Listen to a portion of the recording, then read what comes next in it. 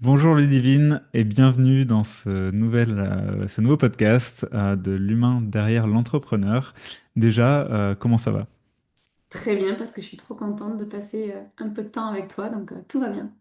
Super. Bah, écoute, moi aussi je suis ravi et merci d'avoir accepté l'invitation. Ça me fait super plaisir de t'avoir aujourd'hui avec moi.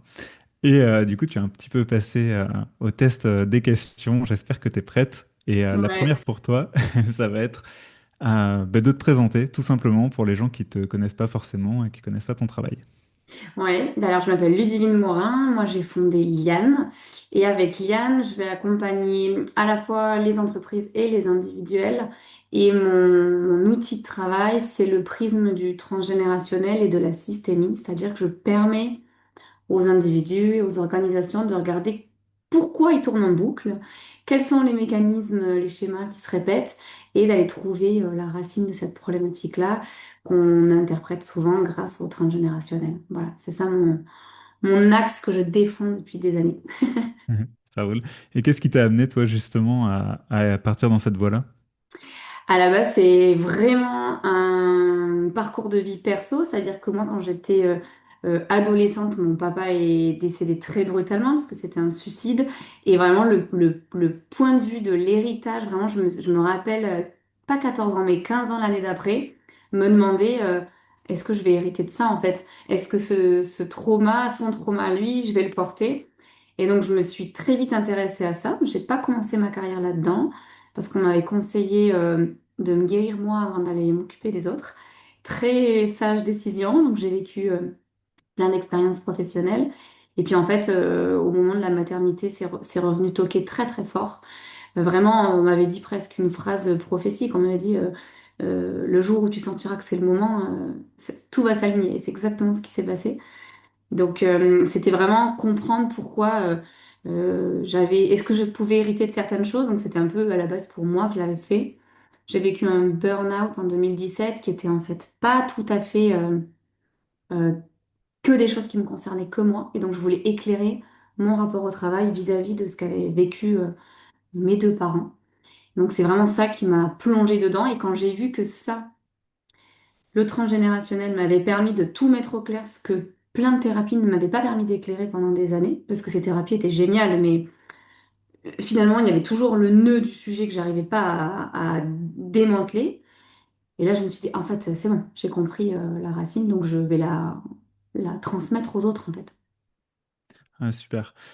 15 ans, c'est hyper tôt pour Mm. avoir l'intuition de se dire que, bah, attends, comment ça va m'impacter moi, alors que, bah, tu sais, on est dissocié à cet âge-là, c'est-à-dire qu'on n'est plus nos parents ne sont plus nous. Euh, Comment tu as eu cette intuition? Comment ça t'est venu de te dire, mais à- comment ça peut m'impacter ce truc-là? En fait, à la base, ça venait de phrases que j'entendais notamment de ma maman qui disait beaucoup on dirait ton père, tu vois, des phrases comme ça. Et donc, je me suis dit, waouh, si ça, je l'entends, c'est que il y a quelque chose qui. Et puis, ça me provoquait vraiment des émotions très, très fortes. J'avais aussi des psys qui avaient été un peu maladroits, qui m'avaient dit, vous savez, vous venez quand même, enfin, votre papa s'est suicidé, enfin, donc ça va vous marquer. Tu vois, j'avais tout cet environnement, en fait, qui m'avait beaucoup marqué. Donc, je me suis dit très vite. Il faut que j'en ai le cœur net en fait. En fait, ça Mhm. me hantait. Pour être honnête, vraiment, c'est un truc qui me hantait. Même le mot de base, c'était la lâcheté. J'avais très peur d'être lâche. Enfin, tu vois, j'avais Mhm. tout un travail à faire sur les culpabilités aussi. Je me suis dit, est-ce qu'on est coupable quand on se suicide? Est-ce qu'on est coupable quand on est l'enfant qui reste? Donc en fait, c'était des questions que je devais disséquer en fait pour survivre à ce trauma, tout Mhm. simplement. Donc oui, j'ai pas trop le temps de passer par la phase adolescente où tu te poses des petites questions sur ton style, tout ça, ça devait tout de suite, enfin c'est devenu très tôt existentiel en fait. Mhm. Tu m'as parlé de ta maternité aussi. Comment le fait de donner la vie à ce moment-là, toi, fait remonter justement le lien avec le transgénérationnel, avec ton père, tes parents, même tes grands-parents? Comment ça, comment c'est revenu à cet endroit-là? Comment c'est revenu te marquer? La peur de transmettre. En fait, au moment où je me rends compte que je veux devenir maman, j'ai une espèce de vertige qui monte et je me dis, mais attends, si j'ai une fille, sachant que moi je n'étais plus très au clair avec ma relation avec ma maman, parce qu'il y avait des choses que j'étais en train d'éclaircir, aujourd'hui tout va bien, mais à l'époque c'était un peu flou. elle-même n'était pas au clair avec sa maman. Je me suis dit, bon, bah, il faut surtout pas que j'ai une fille parce que sinon ça va être le bazar. C'était marrant parce que beaucoup de personnes que j'accompagne vivent ça. Et donc moi, je l'ai vécu comme ça. Et je me suis dit, mais attends, je suis pas au clair sur ce que je veux transmettre, qu'est-ce que je dois dire, quelle mère je veux être. J'ai eu des outils, mais pas tout ce dont j'avais besoin. Donc est-ce que je suis suffisante? Enfin, tu vois, donc j'ai voulu en fait comprendre si dans ma maternité, pareil, il y avait des choses que j'allais transmettre malgré moi. Et puis je sentais bien que si j'étais pas au clair avant ou pendant ce projet de maternité, j'allais pouvoir imprégner, laisser une empreinte vraiment malgré moi sur mon enfant. Et ça, c'est quelque chose que je voulais pas du tout. Je voulais mettre le plus de conscience possible sur ce qu'on appelle notamment le projet sens, pourquoi on fait naître un enfant, quel prénom on lui donne. Voilà, je voulais être plus au clair avec mon conscient et mon inconscient, en fait, on va dire. Ouais, je vois quelle justement est la responsabilité ou notre responsabilité, si on le prend chacun pour nous, dans notre lignée. Comment toi tu vois ce truc-là s'organiser justement au niveau transgénérationnel? Ouais, très bonne question. Pour moi, on va dire que chaque génération, il faut qu'elle fasse sa part, mais il faut aussi qu'on considère qu'on ne sera pas une génération parfaite. Tu vois, moi, je le vois beaucoup avec des gens de notre âge. On est une génération très éveillée sur les outils thérapeutiques, et donc on a un peu tendance à bâcher la génération du dessus en disant, oh là là, mais si nous on en est là, c'est parce que vous n'avez pas fait le boulot, et c'est pas vrai en fait, parce que chaque génération, elle fait avec les outils qu'elle a. Et en même temps, il faut bien qu'on prenne notre part de responsabilité pour faire ce qu'on peut pour la génération d'après, mais il faut qu'on soit lucide. On s'inscrit dans une continuité transgénérationnelle, donc il y a des choses qui vont continuer à vivre après nous. On ne peut pas faire le clean-up parfait, c'est pas l'objectif, parce que sinon on essaie d'être des êtres humains robots, voilà, ça marche pas. Et donc il faut vraiment faire la part des choses entre les choses sur lesquelles on pose de la conscience et qu'on essaye de délester dans la lignée, ça c'est un rôle indispensable parce que sinon on pilote nos décisions sans s'en rendre compte et on fait porter des poids. Mais en même temps, il faut être très vraiment y aller avec beaucoup de bienveillance aussi envers soi parce que bah, voilà, chaque génération, elle fait aussi ce qu'elle peut finalement, je pense. Oui, je vois. Aujourd'hui, quand tu vois ta fille, tu dis qu'elle te ressemble? Pour certaines choses, oui. Ouais, c'est drôle comme question. La plupart des gens considèrent que c'est mon mari dans une tête de petite fille, tu vois. Elle est, tu vois, blonde, bouclée, tout ce que je ne suis pas. Et en même temps, elle a mes yeux, donc ça, c'est sur la partie physique. Et puis, c'est plus des petits comportements, des choses qu'elle porte. Et puis, moi, justement, dans ma réflexion transgénérationnelle, je me suis demandé ce que je pouvais transmettre. Moi, je viens d'une famille franco-espagnole. Et une des premières questions, ça a été de me dire, est-ce que je peux parler espagnol à ma fille? Moi, ma mère m'a pas parlé espagnol quand j'étais enfant. Et je voulais transmettre cet héritage-là. Donc je vois qu'elle me ressemble un peu parce qu'aujourd'hui, elle peut comprendre l'espagnol, on peut parler dans les deux langues toutes les deux. Et ça, pour moi, c'est chouette. C'est vraiment chouette.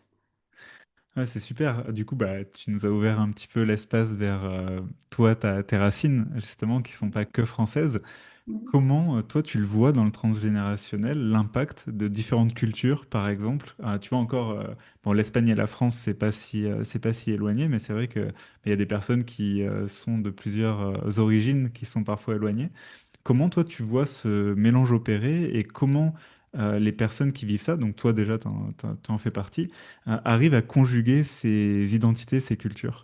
Ouais, hyper chouette ta question. Ça va dépendre déjà de comment, vraiment pour le coup, comment sur le niveau du dessus ça a été vécu.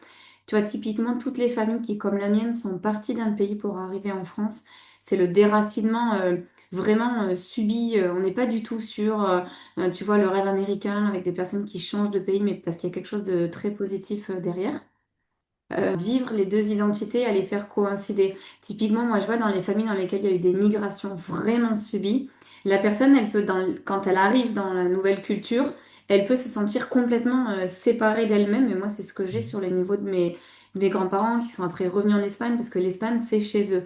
Sur la génération de ma mère, c'est un peu mix. Et moi, j'arrive à harmoniser les deux parce qu'à mon niveau, il n'y a pas de trauma. Moi, j'ai pas eu le trauma de la migration, j'ai pas eu le trauma de l'implantation. Donc, je peux jouer avec et l'identité française, l'identité espagnole, et je peux avoir ce mix en moi. Je me rends compte dans mes accompagnements que les personnes qui ont un trauma, et j'en ai notamment avec les adoptions, dès qu'il y a un trauma sur ça, recoller ces deux identités en soi, c'est extrêmement difficile. Et ça peut se jouer à plein de niveaux physiques, émotionnels, même manière de se nommer. J'ai des personnes qui changent de nom, qui changent d'appellation et qui, au bout d'un moment, ont du mal à recoller les morceaux.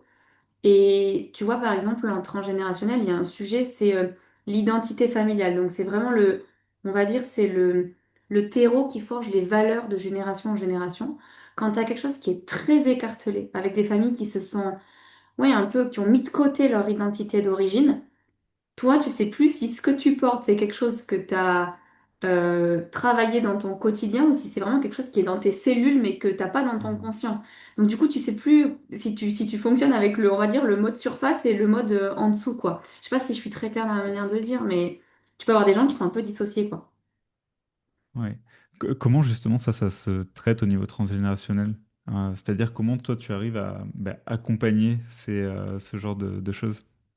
Déjà, je leur fais poser le fait qu'il y a ces deux identités et souvent ça les soulage énormément parce qu'ils n'ont pas conscience qu'il y a un double niveau. Tu vois, les personnes qui sont adoptées, par exemple, elles sont arrivées en France, elles ont un nouveau prénom et elles ont des modes de fonctionnement qui sont cellulaires, qui sont imprimés en elles et qui viennent de leur identité racine, en fait, biologique. Et ça, rien que le fait de pouvoir le leur dire, ça les soulage. Et en fait, on va travailler le rapport à l'identité familiale sur les deux plans. On va vraiment travailler ton identité d'aujourd'hui et puis l'identité biologique, si on prend par exemple les familles adoptées. Et puis après, on va aller, même tu vois, pour moi, hein, qui vient d'une culture pas si loin de la France, comme tu le disais, mais c'est vraiment aller se replonger dans ce que cette culture, elle a comme impact en nous, de ce que ça veut dire, tu vois, le code de valeur, la manière de se réunir, la manière de se témoigner l'amour, la manière d'avoir un rapport avec l'argent, avec le travail, ça c'est très culturel en fait. Et si on n'en a pas conscience, on ne peut pas se rendre compte qu'on est décalé par rapport à soi-même. Et toi, avec justement tout cet héritage que tu portes, comment tu as réussi à trouver ta place aujourd'hui, que ce soit dans ton activité forcément, mais aussi en tant que femme, en tant que mère, enfin tu vois, dans tous les rôles que tu vas jouer au quotidien? Ouais, en fait, je l'ai fait par étapes. J'ai eu beaucoup de chance, c'est que le premier pilier sur lequel j'ai trouvé ma place, c'était le pilier du couple. Et c'est intéressant parce que très vite, je me suis rendu compte que je faisais quelque chose qui était radicalement différent de ce que j'avais reçu enfant, parce que moi, j'avais un couple parental qui était très autodestructeur, qui s'est vraiment abîmé. Et tu pourrais croire que tu pourrais faire le raccourci et dire, puisque j'ai pas connu un couple résilient et solide, je suis pas capable de le créer. Ça, je l'entends très souvent. Mhm. Et très vite, moi je suis en couple depuis 18 ans maintenant, c'est le même homme de ma vie. Et très vite, au bout de 2 3 ans, je me suis dit, en fait, je suis en train de faire un truc que j'ai pas eu.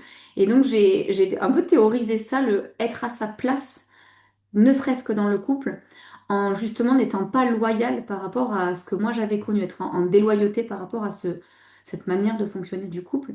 Et après, j'ai essayé d'étendre ça sur les autres piliers de ma vie, notamment le travail. Là, par contre, c'est ce que je te disais tout à l'heure, hein, je me suis pris un burn-out, donc là, ça a été très dur et j'étais pas du tout à ma place. Mhm. Et quand tu te rends compte que t'es pas à ta place, l'objectif, c'est d'aller comprendre ce que tu portes qui ne t'appartient pas.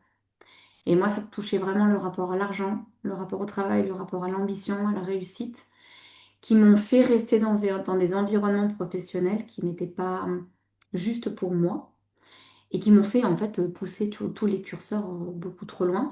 Et donc, c'est à ce moment-là où après, je me suis dit, bon, ben en fait, là, si t'es en souffrance, c'est que t'es pas à la bonne place. Et qu'en fait, c'est pas juste dire t'es pas à la bonne place, c'est que tu portes des loyautés dont tu dois te séparer. Donc, c'est à chaque fois, moi, que je bute sur un sujet, je me remets au travail sur les loyautés inconscientes, sur mes rôles et mes responsabilités, ce qu'on pouvait attendre de moi.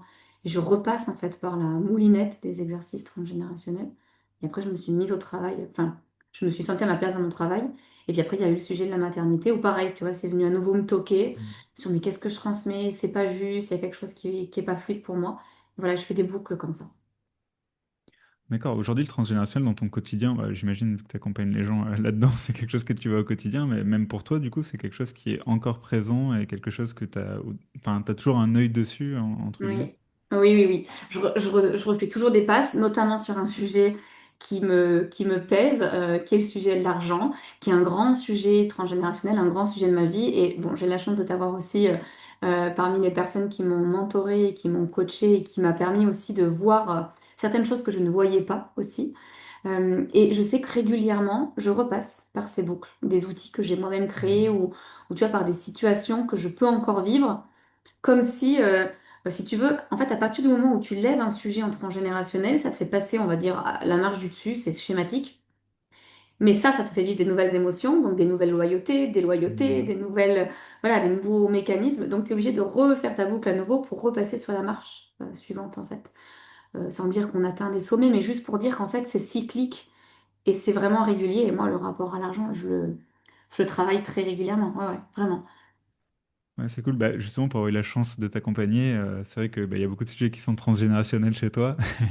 Forcément, t'es pas là par hasard. Euh, Moi, ce que j'ai eu l'impression, c'est que quand même, à chaque fois que tu montes d'un niveau, tu vois, dans ce schéma-là, que tu vas chercher quand même des choses qui sont de plus en plus profondes, Oui. et de plus en plus inconscientes. Comment t'expliques que, justement, c'est comme, tu sais, t'as l'impression de monter, mais comme s'il n'y avait pas de fin, tu vois, que tu vas toujours aller chercher un truc plus profond. Après, bien évidemment, ta réalité change à chaque fois que tu montes d'un étage, mais comment toi tu vis ce truc-là de justement, tu vois, tu dis, ah ouais, c'est pas réglé quoi, je dois encore aller revoir ce truc-là. Comment ça, ce truc-là, toi, t'arrives à le gérer? Alors maintenant que tu m'as appris à le voir aussi, hein, c'est le mot jouer avec ça aussi. Tu m'as beaucoup appris à Mhm. jouer avec ça. Parce que jusqu'à il y a 1 an, même 2 ans, ça pouvait générer chez moi des frustrations, parce que vraiment, ça pouvait générer des tensions. Aujourd'hui, maintenant, je le vois comme une chance parce que je me vois progresser. Pour le coup, je Mhm. suis j'ai beaucoup de gratitude quand même pour le chemin que j'ai pu emprunter et je vois les marches que je monte. Ah, Donc j'arrive à me dire, euh, bon, là, j'ai à nouveau une problématique qui bute sur l'argent, mais comme tu as dit, vu que ma réalité a changé, ça me fait vivre des nouvelles émotions. Donc, j'arrive à repasser. ok. Du coup, tu as expliqué justement que à chaque fois, enfin maintenant, tu repasses, tu vois que ta réalité change et que du coup, tu as réussi à mettre du jeu là-dedans. Oui. Euh, Comment toi tu arrives à jouer avec le transgénérationnel et notamment bah, pour tes clientes que tu accompagnes, comment tu arrives à introduire ce jeu-là dans ce travail qui peut être parfois, je pense, un petit peu aussi prenant.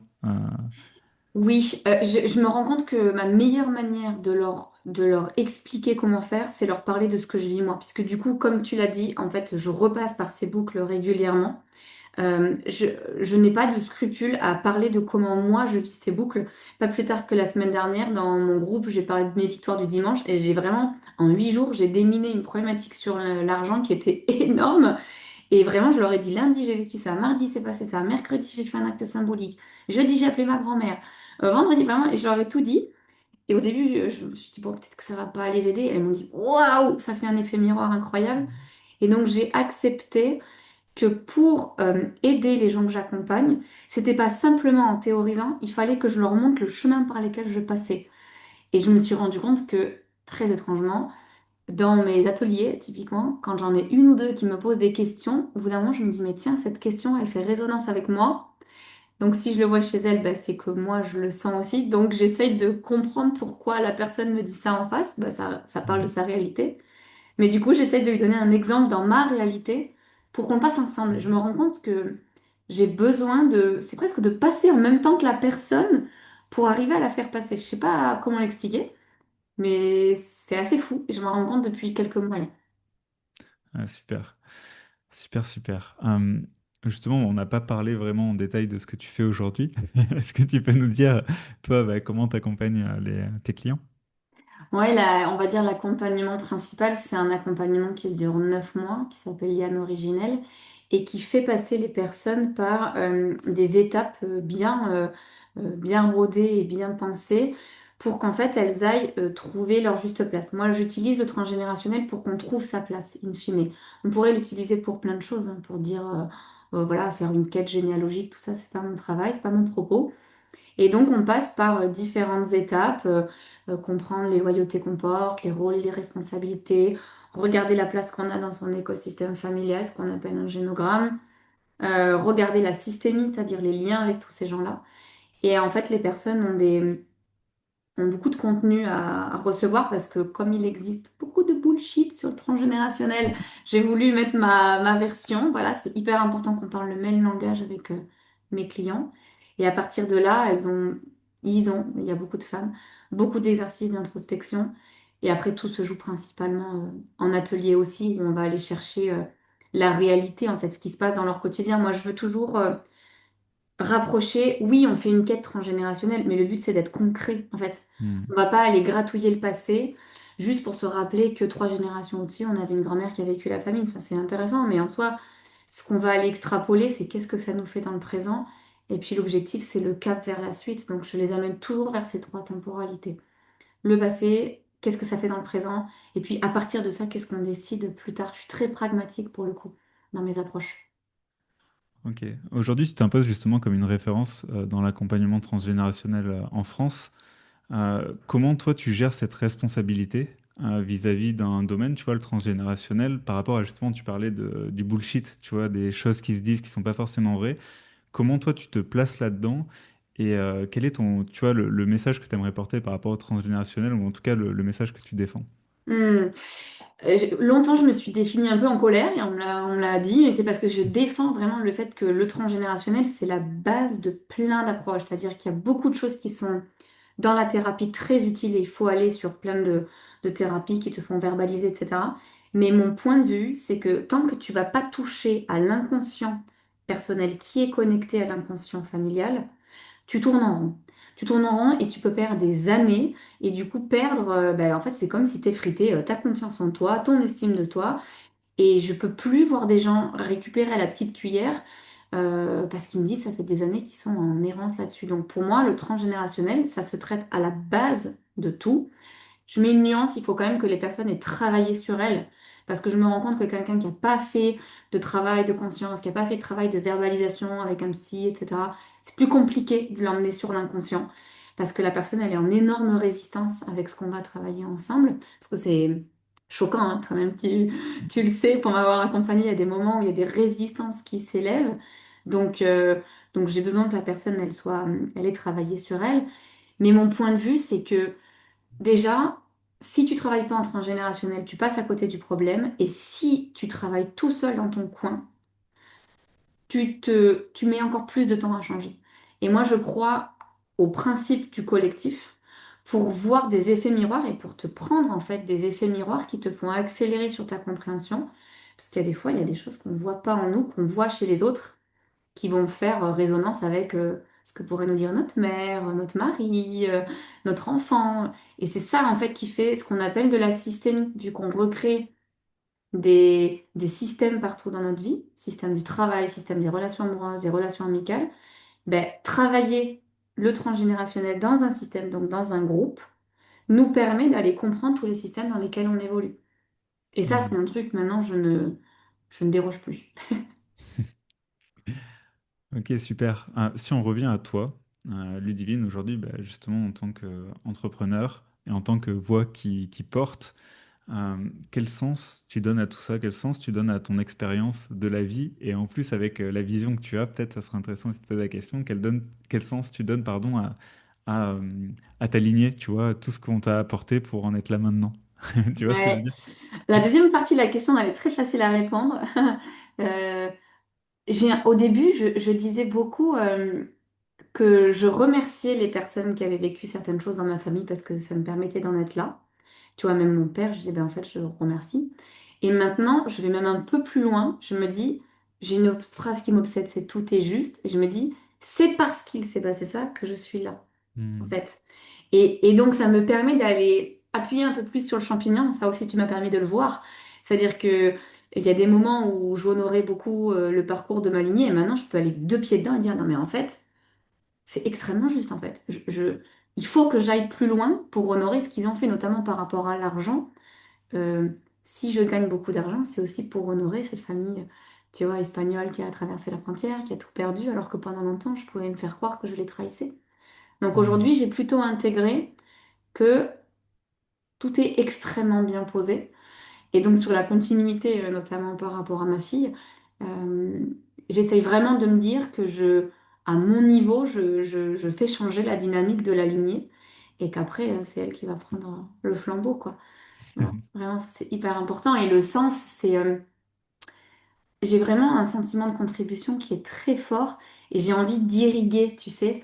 Euh, ce que j'aime chez les gens souvent, c'est quand ils me disent, ah, ça a changé le rapport avec mon mari ou avec mes enfants. Enfin, tu vois, je vois cette espèce de ramification, sans faire de mauvais jeu de mots avec l'arbre et le transgénérationnel, mais et je le vois ça pour ma propre vie, c'est que je vois à quel point ça irrigue de partout. Ça a fait changer mes proches, ça a fait changer mon conjoint, ma fille. Enfin, je vois que c'est un écosystème autour de moi à partir du moment où c'est très juste pour moi. Donc ça donne envie d'appuyer encore plus sur la pédale, etc. Allez, go! Et c'est quoi tes rêves, toi, pour aller plus loin? Alors moi, je sais pas si je peux mélanger rêve et ambition parce que tu me connais, j'ai j'ai beaucoup de mal à freiner mes ambitions. Euh, Professionnellement, c'est vraiment être une voix qui porte et qui compte en transgénérationnel, contribuer, pouvoir qu'on puisse dire que j'ai pu apporter, j'ai pas honte de le dire en fait, dans la société un changement de point de vue sur la manière d'être ensemble et la manière de vivre. Ça, pour moi, c'est vraiment quelque chose que je voudrais porter. Et du coup, ça, c'est devenu très identitaire parce que j'ai l'impression d'incarner ce projet-là. Mhm. Parfois, j'essaie même de me déscratcher, de me décoller de tout ça, mais je me rends compte que j'y arrive pas parce que je pense que j'étais faite tout simplement pour ça. Et ce rêve-là, il est vraiment très très important professionnellement, de pouvoir diffuser ce message vraiment largement. Vraiment. Ok, dans tout ce que tu me dis, il y a quand même une notion qui est l'héritage. J'ai Mm. l'impression, parce que tu vois, c'est quelque part laisser aussi une trace, avoir un impact. À quel point l'héritage, c'est important pour toi? Il est important dans les deux sens, dans ce qu'on reçoit et dans ce qu'on transmet. Je pense que on est un peu une génération qui a tendance à, vraiment encore une fois, à bâcher l'héritage. Et en fait, non, on a reçu plein de trésors dont on peut se vanter et dire, mais en fait, ça fait partie de moi. Et quand on recolle avec l'héritage qu'on a reçu, on arrête aussi de se couper en deux, hein, parce que clairement, quand on n'aime pas les parties de nous, je sais pas, qu'il y avait un rapport au travail, à l'argent, à plein de choses, ben en fait, on se déteste soi, donc c'est dommage. Et puis, moi, vraiment, j'essaye de transmettre aussi. Mais dans la notion d'héritage, j'ai quelque chose qui est très important pour moi, c'est la notion de libre arbitre et de tri. C'est-à-dire que pour moi, c'est vraiment le principe du tamis. Tu prends ton héritage et tu tries. Et l'objectif, c'est d'aller voir les pépites et d'aller voir ce dont tu n'as pas besoin. Et après, tu retransmets le flambeau à la génération d'après. Et donc, ça veut dire, en tant que parent pour nous, c'est s'autoriser, enfin, c'est vraiment autoriser nos enfants à ce qu'ils puissent nous dire, tu sais, ça, tu m'as transmis, mais je veux pas. Et alors, ça, ça, c'est pas évident parce qu'il faut laisser nos enfants nous désarmer. Encore une fois, on n'est pas la génération parfaite. Et moi, je sais que ma petite, bah, quand elle sera grande, elle prendra une partie de l'héritage, elle dira, bon, c'est bien rigolo, papa, maman, mais moi, ça, je veux pas. Puis moi, je vais insuffler autre chose pour que la société, elle évolue, tout simplement. Donc, ouais, Ouais, pour moi, c'est super. important. Super, super. Est-ce que justement le transgénérationnel, alors je sais qu'une fois tu m'en avais parlé, que ça Mm. peut se jouer aussi au niveau de dans l'entreprise, tu vois, genre l'histoire de l'entreprise, par exemple, à quel moment ça, elle a été créée, toutes ces choses-là. Est-ce que ça marche à tous les niveaux, une entreprise, une société, un pays, tu vois, tous ces niveaux-là? Ouais, vraiment, parce que alors, c'est très flagrant sur les maisons traditionnelles qui ont un héritage, tu sais, les maisons haute Hmm. couture, etc. Ça, c'est très visible parce qu'elles portent elles-mêmes un héritage très souvent familial qu'on essaye de conserver alors que l'entreprise grandit. Et donc, tu vas avoir cette notion de transmission qu'on doit absolument pérenniser sur les générations Hmm. d'après. Mais pour faire coïncider le transgénérationnel avec l'entreprise de manière générale, typiquement pour des entreprises qui sont pas qui sont pas incarnées comme ça, c'est vraiment montrer à quel point l'héritage d'un individu peut rentrer en collision avec les principes de l'entreprise, tu vois. Hmm. Si par exemple tu vas avoir des managers, des directeurs qui sont dans un principe de loyauté très fort, ils peuvent ne pas supporter qu'il y ait une génération de travailleurs qui arrive, qui a besoin de beaucoup de désinvolture, qui n'est pas justement sur des principes de loyauté extrêmes, etc. Et du coup, bah, ils savent pas se manager, ils savent pas travailler ensemble. Et tu vas avoir le projet de l'entreprise qui va pas avec le projet des individus, en fait. Les deux vont Hmm. pas vouloir la même chose. Donc, t'en as qui vont forcer comme ça, en Hmm. essayant de transmettre des valeurs, des choses, voilà. Et puis, tu as une génération où tu as des travailleurs qui veulent, au contraire, renouveler, penser différemment. Et puis, ça vient buter comme ça, donc on va pas dans le même sens. Donc Ouais. là, c'est hyper important de le regarder. Ouais, c'est vraiment passionnant ce sujet-là. À ton avis, toi, en tout cas, d'où tu le regardes, euh, qu'est-ce qui doit changer? Est-ce que c'est l'entreprise qui doit adapter sa culture, qui doit pas renier son identité, mais quelque part venir revoir son identité, la remettre en question, la renouveler? Ou est-ce que c'est aux travailleurs, ou en tout cas aux employés, de venir et de s'adapter, de rentrer dans cette culture qui existe déjà, ou peut-être un peu des deux? Je sais pas, toi, comment tu le perçois, ce truc-là? Euh, Hyper bonne question. Moi, je pense qu'en fait, souvent, tu sais, on entend une phrase des entreprises qui disent l'entreprise n'est pas le psy des salariés. Et je pense que l'entreprise doit quand même faire un truc qu'elle fait pas assez, c'est prendre en considération dans l'individu ce qu'il porte, en fait. Parce que tu peux former comme tu veux des managers à être performants. Si eux, ils ont tapé leur plafond de verre vis-à-vis de loyauté ou dans leur famille, ils ont entendu les leaders, c'est tous des pourris, gagner de l'argent, c'est pas bien. Bon, bah, le jour où ils arrivent là, au niveau de la responsabilité, ils se mettent en échec, donc ils mettent en échec le projet de l'entreprise. Donc l'entreprise, elle doit intégrer que les collaborateurs, ils ont ça en eux et je pense que les collaborateurs doivent aussi vraiment essayer de, tu sais, justement, de ne pas cloisonner ce qu'ils portent en eux. Parce que souvent, ils vont traiter ça à l'extérieur de l'entreprise et ils vont pas oser faire passer ces idées, ces modes de fonctionnement à l'intérieur de la systémie professionnelle, quoi. Et ça, c'est dommage, parce que du coup, bah, avoir fait ça en silo, je pense qu'on passe vraiment à côté de quelque chose. Vraiment. Dans les gens que tu accompagnes, lorsqu'ils travaillent justement sur ce transgénérationnel, admettons, je sais pas, quelqu'un qui est en entreprise, il travaille sur ce transgénérationnel, ce qui lui permet justement, lui, de casser ses plafonds de verre. Oui. Est-ce que le plus souvent, ces personnes-là ont tendance à peut-être aller chercher une autre opportunité ailleurs pour grandir dans un autre environnement parce que l'environnement était aussi bloquant? Ou est-ce que, au contraire, quand la personne fait ce travail-là, dans l'entreprise, ça vient aussi enlever un certain plafond de verre et du coup, ça permet à la personne de Ah oui. s'élever au sein de l'entreprise? Comment ça se traduit, tu sais, concrètement, lorsque bah, toi, admettons, en tant qu'employé ou quoi, tu viens faire ce travail-là? C'est hyper juste. En fait, justement, c'est plutôt l'option 2 qui se passe. C'est-à-dire que la personne, au départ, son réflexe de base, c'est de se dire, vu qu'il y a une tension, vu qu'il y a quelque chose où je ne me sens pas à ma place, Hmm. j'ai la grande tentation de m'extraire de ce milieu-là. Donc, schématiquement, c'est comme si je coupais les liens. Tu vois, Ouais. je vis une émotion, je ne sais pas la gérer, je ne sais pas ce qui va bien, donc paf. Et puis, quand la personne, elle fait ça régulièrement, elle va dire, j'ai un schéma répétitif. Au contraire, moi je vois que quand j'ai accompagné des personnes qui justement venaient taper contre leur plafond de verre, on vient enlever toutes ces loyautés inconscientes, on vient remettre en la personne une espèce de vraiment une confiance sur le fait qu'elle est à la bonne place, que justement ce qu'elle est en train de vivre, c'est des loyautés transgénérationnelles, ça détend tout de suite, la personne elle se sent tout de suite à sa place. Et en fait, souvent les gens me disent, c'est marrant, le divine, mon environnement n'a pas changé et j'ai l'impression que tout est différent. Et alors ça, c'est le meilleur cadeau qu'on puisse me faire. C'est que justement, elle voit la situation complètement différente parce que son prisme a été transformé. Et donc, bah, en fait, après, c'est ce que je te disais sur le principe de l'irrigation, c'est-à-dire que ça vient changer les maillons du dessus, du dessous, puisque la Hmm. personne, elle est manager. Donc, en fait, elle vient insuffler ça en dessous. Et puis, bah, tu as une chaîne où tu dis, ah, bah tiens, dans ce service-là, finalement, tout fonctionne. Donc la personne, après, elle peut s'autoriser à continuer à monter, justement. Mais la grande tentation, comme tu l'as suggéré, d'abord, c'est d'aller s'extraire. Mais quand tu fais ce travail-là, t'as pas besoin d'aller t'extraire forcément. Tu peux te rendre compte qu'il y a des choses qui ne conviennent pas, mais la majorité du temps, les personnes, elles se servent de ça pour continuer à progresser là où on leur a, enfin, dans un terreau qui était quand même bien, en fait, finalement. Hmm. Ouais, de ce que je comprends, c'est en fait, tu es à un endroit, tu vois, si on prend l'analogie de l'arbre, j'ai un peu cette impression-là. Tu sais, c'est comme si on était un arbre à un endroit dans notre vie à un moment donné. Ouais.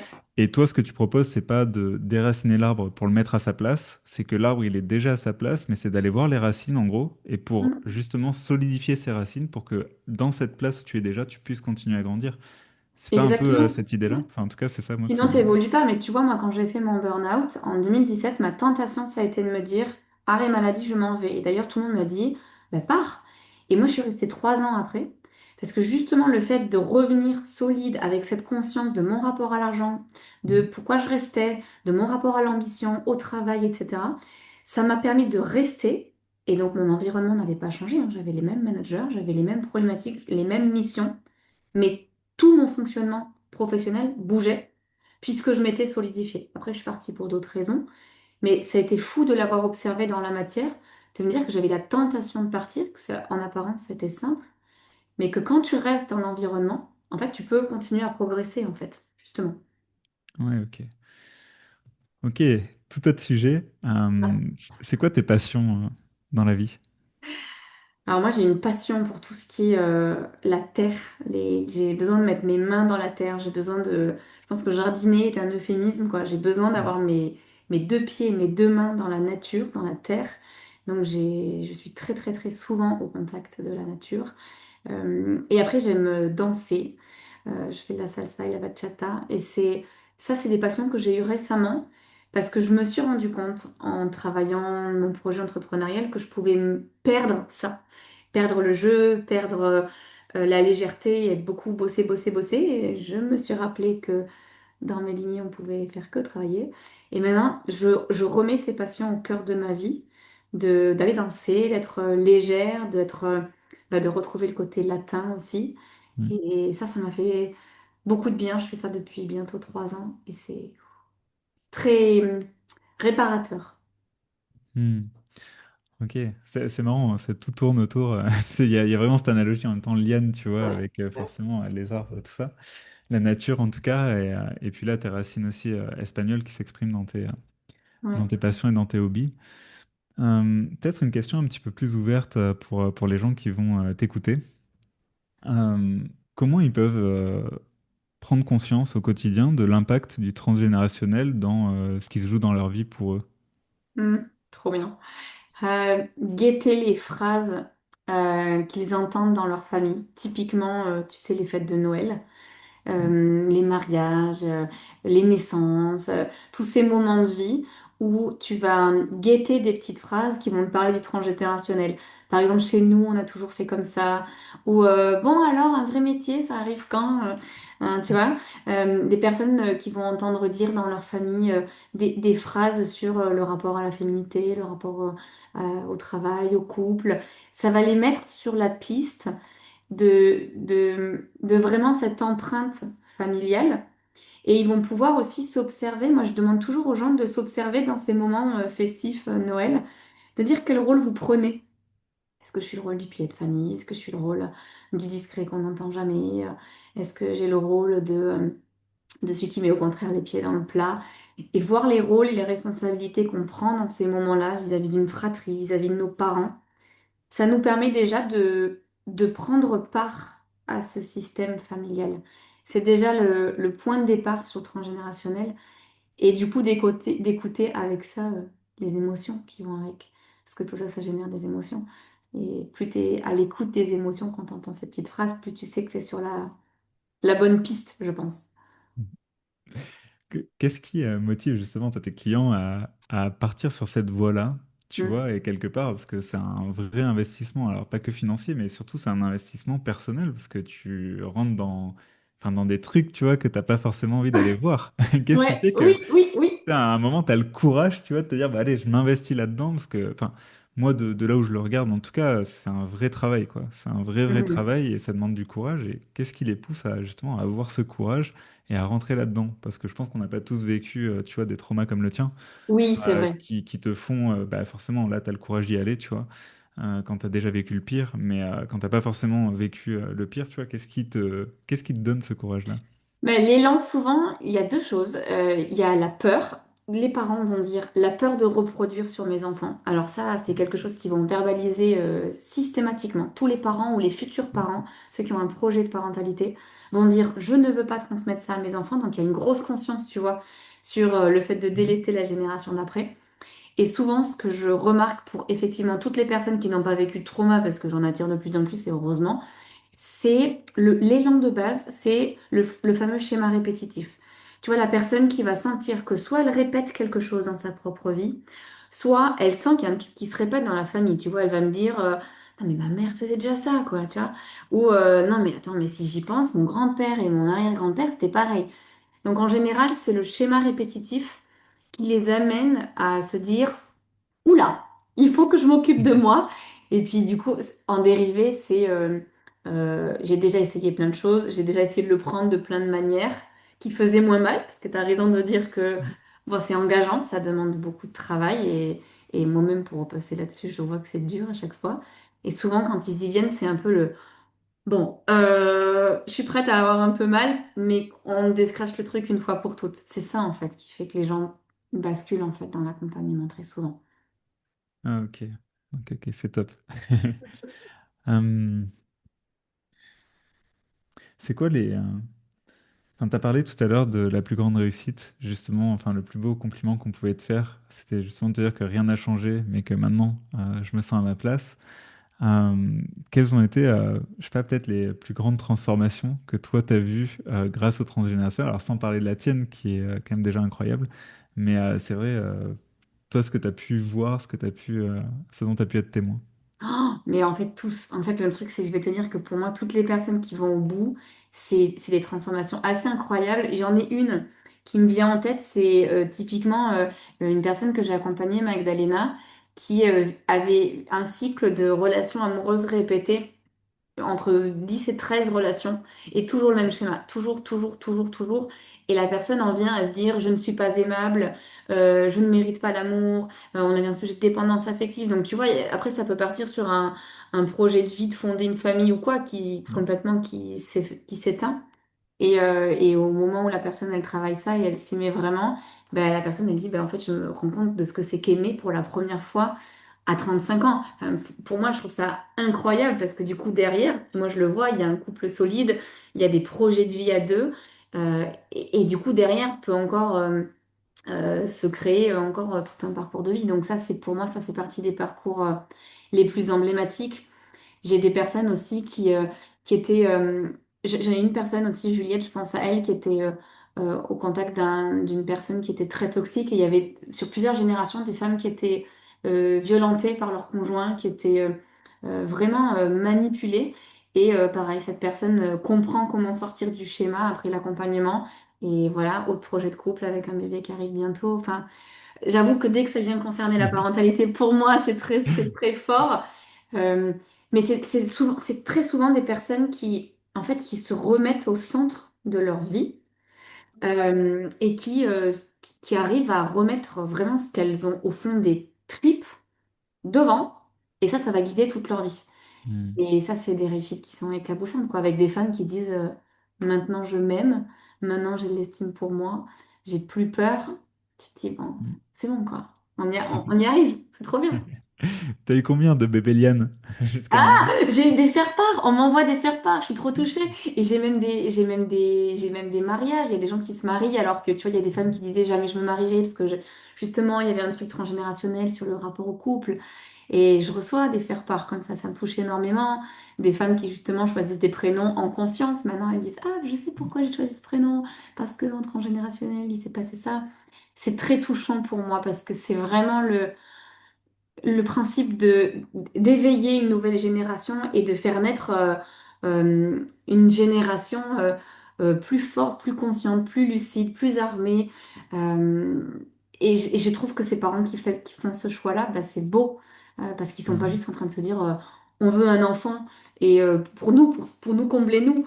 On veut le faire et on veut transmettre quelque chose de magnifique. Donc moi, ça me fait vibrer de partout dans ces trucs-là. C'est vrai, je suis trop contente. Ouais, je vois ça, c'est ouf en vrai. Ouais, Euh, ouais. Justement, tu parles des prénoms, ça, c'est un truc, moi, enfin, j'adore tous ces trucs-là, tu vois.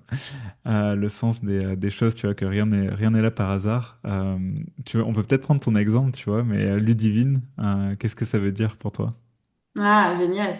Alors, alors, moi, ce prénom, il m'a été donné parce que c'était le prénom de la marraine de ma maman, qui était un peu sa sauveuse, puisque ma mère était battue par ma grand-mère. Et donc, je porte déjà ce prénom de sauveuse. Heureusement, j'ai eu la chance, ma mère m'a donné cette info assez tôt, Mm. parce que sinon, j'aurais pu m'incarner dans l'énergie de la sauveuse sans savoir que je portais ce truc-là. Donc, ça m'a permis à un moment donné aussi de lâcher un petit peu ça et de me dire, je vais pas sauver ma maman, par exemple, je vais lui laisser ça. C'est un prénom qui est très lumineux, avec notamment la fin, la sonorisation.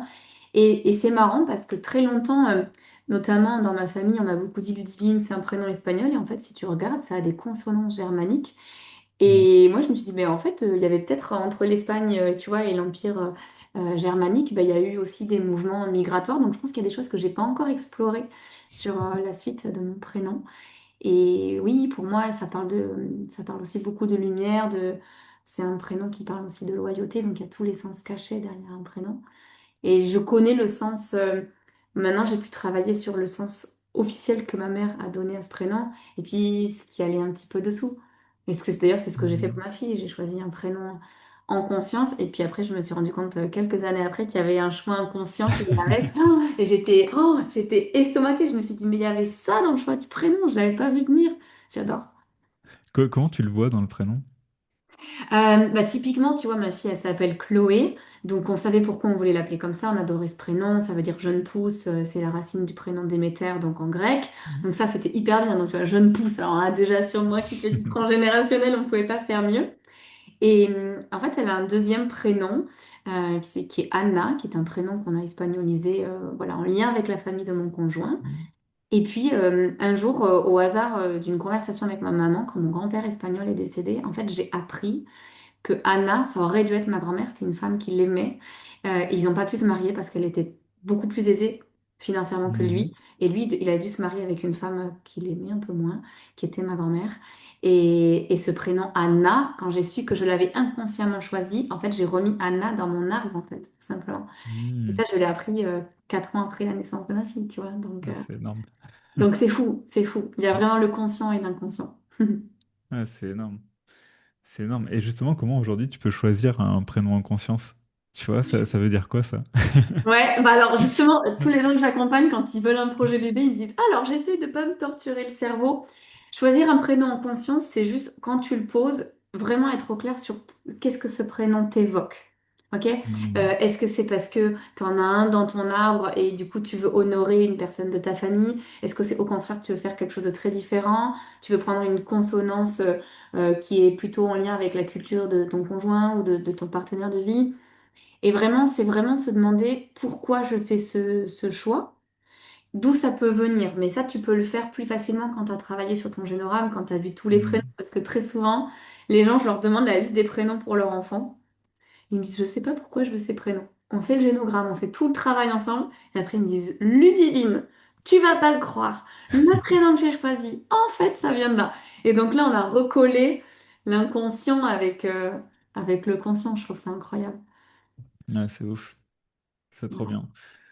Euh, Ça t'apprend des choses sur toi, ton prénom? Enfin, tu sais, quand Ah tu, bah oui. admettons, tu sais, t'es jamais posé la question, tu vois. T'arrives et là, tu dis, ah bah tiens, qu'est-ce que ça veut dire? Oui, oui, oui, ça t'apprend de plein de manières. Tu peux avoir la consonance, tu peux avoir quand est-ce qu'il a été choisi, tu peux avoir qui te l'a choisi.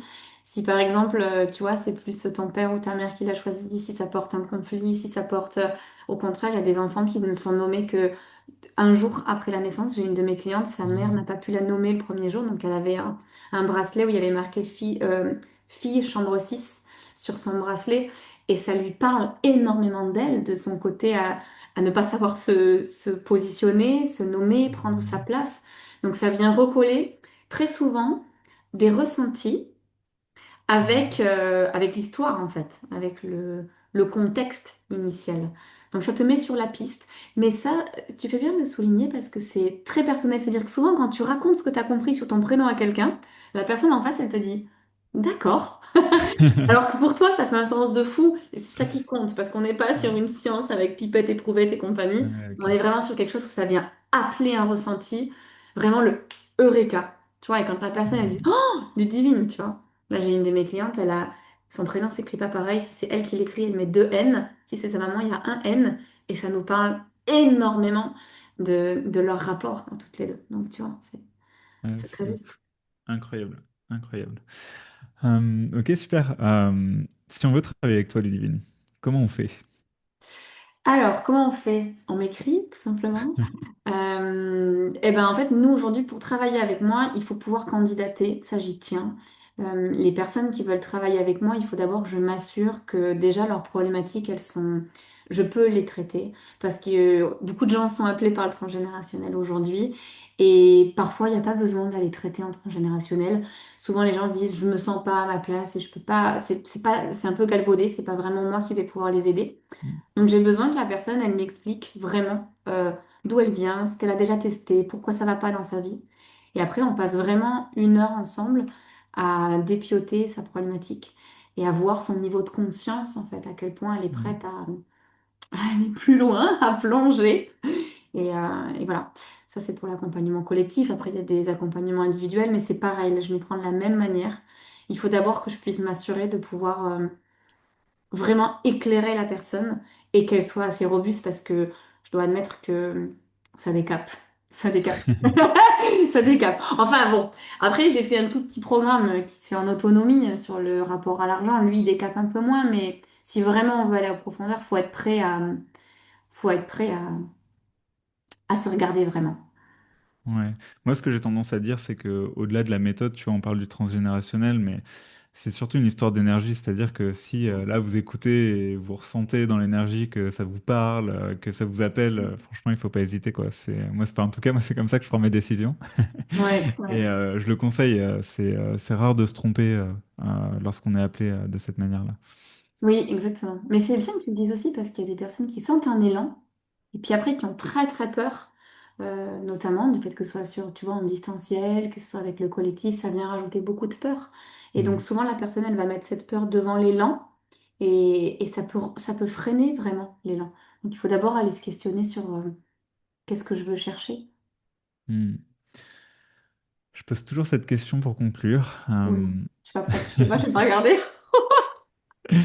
Euh, Quel conseil tu donnerais? Je sens un conseil général, tu vois, je sais pas, pour n'importe qui, peut-être qui se questionne par rapport au transgénérationnel. Quel conseil tu donnerais à ces personnes, tu vois, pour continuer à avancer dans leur vie, dans leur démarche, peu importe. Qu'est-ce qui te vient? Vraiment se regarder elles-mêmes et commencer à prendre leur part. Là, vraiment, parce que très souvent, les gens qui viennent à moi, elles sont très en colère. Elles sont Mm. très, très, très en colère. Et du coup, soit c'est de la colère projetée devant, soit c'est de la culpabilité. Et juste essayer de mettre ça de côté pendant un moment et juste dire si je suis OK pour prendre ma part et vraiment arrêter de me dire que je subis, que tout le monde est autour de moi, contre moi, que que dans tous les systèmes dans lesquels j'évolue, tout est contre moi. Juste si la personne, elle peut démarrer en découvrant cette part de responsabilité, pas écrasante, pas culpabilisante. Elle va déjà pouvoir se mettre en chemin et elle va savoir pourquoi elle fait ça. Et reprendre sa part, moi, c'est quelque chose que j'ai. J'avoue que je suis un peu obsédée par ça parce que c'est ce que j'ai toujours fait et je conseille toujours aux gens de faire ça. Prenez votre part et une fois que vous êtes au clair avec ça, là, on va pouvoir travailler. Ça va éviter, enfin, et même les gens vont pouvoir cheminer, pas forcément avec moi, mais même tout seul. Ça va juste éviter de projeter à l'extérieur euh, plein de débris, de colère qui servent pas forcément à grand-chose, et de se mettre en mouvement vraiment vers soi, je pense. Commencer à travailler en responsabilité, c'est le premier élan. Top. Est-ce qu'il y a quelque chose, Ludivine, que tu aimerais partager, que tu n'as peut-être pas partagé jusqu'à maintenant? Hum, j'ai l'impression qu'on a abordé tellement de choses. Je voudrais juste terminer, enfin oui, sur quelque chose de positif, c'est que le transgénérationnel et toutes ces rencontres avec soi, ça peut être très joyeux. Bien sûr, c'est dur, bien sûr, c'est confrontant, mais ça permet, moi je dis souvent ouvrir une fenêtre du calendrier de l'avant et de dire, ouh, ça je l'avais pas vu. Ah, et enfin, c'est tellement positif. En fait, on peut absolument tout accomplir, c'est très réjouissant. Et j'aimerais que les gens puissent sentir à quel point, une fois qu'on fait ce travail, qu'on s'est donné les moyens de faire ce travail, après, on continue à explorer. Moi, c'est pour ça que j'ai travaillé avec toi après aussi, à accepter de regarder dans le business comment je pouvais aller creuser mon transgénérationnel aussi. C'est qu'après, c'est que du positif en fait. On ne fait pas ça une fois pour après que ce soit tout réglé. On fait ça une fois pour qu'après on ait compris la mécanique et du coup après le voir c'est les autres. Donc moi, ce que j'aime, c'est quand les gens me disent, maintenant que j'ai compris, je peux le transmettre aux autres, donc ça change ma vie. Et c'est ça, en Mm. fait, à quoi ça sert le travail sur soi. C'est pouvoir comprendre les mécanismes pour les retransmettre et pour les rejouer régulièrement. Donc c'est très réjouissant. Et je voudrais qu'on puisse le rappeler, parce que très souvent, on associe thérapie et gros problèmes. Ou voilà, c'est pas seulement ça, je pense. Je sais pas, je pense que toi, tu dois avoir un point de vue un peu Mm. similaire aussi là-dessus, sur la quête. Non, là-dessus, moi je dis toujours qu'il faut se faire accompagner quand ça va bien. Ouais, Euh, c'est ça. c'est toujours ça parce que forcément, la vie, c'est des hauts, des bas. Et c'est Hmm. quand on est dans les hauts on peut avoir ce courage, cet élan. C'est beaucoup plus facile, en fait, de faire la démarche quand ça va bien que quand ça va moins bien. Parce que quand ça va moins bien, on a tendance à voir un petit peu tout en noir. Donc, moi, je dis, c'est toujours quand ça va bien que je me fais accompagner. Et comme ça, en fait, les moments où ça va moins bien, parce que c'est forcé, bah, en fait, je suis accompagné à ce moment-là. J'ai pas besoin de prendre une décision. La décision a déjà été prise et ça me permet en fait de limiter justement ces moments, de pouvoir les vivre plus facilement parce que je sais que je suis pas tout seul. Mm. Plutôt que, tu vois, avant, j'avais tendance à faire ça, de chercher au moment où ça va pas bien. Là, Mm. c'est super dur à ce moment-là. Là, t'es dans l'énergie de l'urgence et c'est vrai que c'est très compliqué du coup. Mm. Ouais, exactement. Donc Mm. ouais, c'est un petit peu mon mantra. Maintenant, je me fais violence parce qu'on a l'impression qu'on n'en a pas besoin. Mais en Oui. réalité, enfin, moi je le vois tous les jours, mais j'en Tu apprends tous passes les une jours, hein. semaine de vie et t'as compris quoi. C'est ça exactement. Donc voilà, c'est comme ça que je procède. Mais ouais, sinon, 100% d'accord avec toi et ta manière de voir les choses, c'est clair. Mm. Mais écoute, merci Ludivine, vraiment, merci d'avoir accepté l'entretien. Je sais que c'est pas forcément toujours évident, mais c'était trop cool, c'était super sympa. Peut-être un niveau 2 tu vois, pour aller plus précisément dans tout ce qui est transgénérationnel, c'est vraiment passionnant. Donc merci d'avoir partagé ça aujourd'hui. Je sais que tu partages partout ailleurs. D'ailleurs, il me semble que tu as créé aussi un groupe Oui. gratuit pour les gens. Peut-être tu peux en 2 minutes nous parler de ça. Oui, c'est vrai. Et je me suis rendu compte que j'avais, comme dans ma vie, tu m'avais posé la question, ben, en ce moment, tous mes piliers, ça va. Ben, j'ai quand même un pilier dans lequel je voudrais pouvoir donner. Et ça, j'ai appris aussi à ton contact beaucoup parce que c'était très, très inspirant à le faire. Et j'ai un groupe qui s'appelle Les Jeunes Pousses qui permet à toutes les personnes qui ont un élan pour changer d'avoir un espace pour déjà travailler avec moi. Donc, c'est des séances que je fais toutes les 2 ou 3 semaines selon le calendrier. Et puis je donne aussi du contenu pour que les personnes elles puissent déjà commencer à se mettre en mouvement, sentir si le transgénérationnel ça les fait bouger déjà, si moi je peux déjà les faire avancer. Et j'essaye en fait de donner ces espaces. C'est tout nouveau. Moi, je fais ça depuis peu de temps. Ça m'apporte beaucoup de joie. Je me suis rendu compte que ça équilibrait beaucoup avec le reste. Et on se rend compte qu'effectivement, quand on n'est pas dans l'énergie de l'urgence et que ben, on est bien dans tous les piliers, ben, on peut ouvrir une autre fenêtre et continuer à donner. Donc ça, c'est récent et c'est très réjouissant aussi. Ok, super. Bah, du coup, pour contacter Ludivine, c'est Ludivine Morin sur Instagram. Je sais pas s'il y a d'autres moyens Non, de te c'est souvent contacter. Instagram, hein. Ouais, c'est Liane sur Instagram. Il y en a qui tombent sur mon site, sinon, mais le plus simple, c'est Instagram. Ouais. Ok, super. Bah, du coup, n'hésitez pas à aller sur Ludivine sur Insta. Et puis, si jamais vous êtes appelé, contactez-la. Et puis, comme tu as dit, tu vois, dans tous les cas, il y a un premier contact. Ils peuvent rentrer dans ton groupe gratuit. Alors, je sais pas comment ça se passe. Ils te demandent l'accès ou je sais pas si tu as mis le lien Oui, c'est quelque ça, ils part. doivent demander l'accès. Il faut d'abord qu'on en parle ensemble, qu'on voit si c'est bien fait pour eux. Et puis du coup, après, les personnes peuvent démarrer. Et, euh, et c'est vraiment un départ, en fait, un point de départ. Ok, super. Bah, écoute, trop bien. Merci, Ludivine. J'espère que tu as Merci pour apprécié. tes questions. Je savais pas où tu allais m'emmener et franchement, trop bien. Bon, super. Bah, écoute, à bientôt, Ludivine. Ouais. Merci encore. À bientôt. Merci, Simon.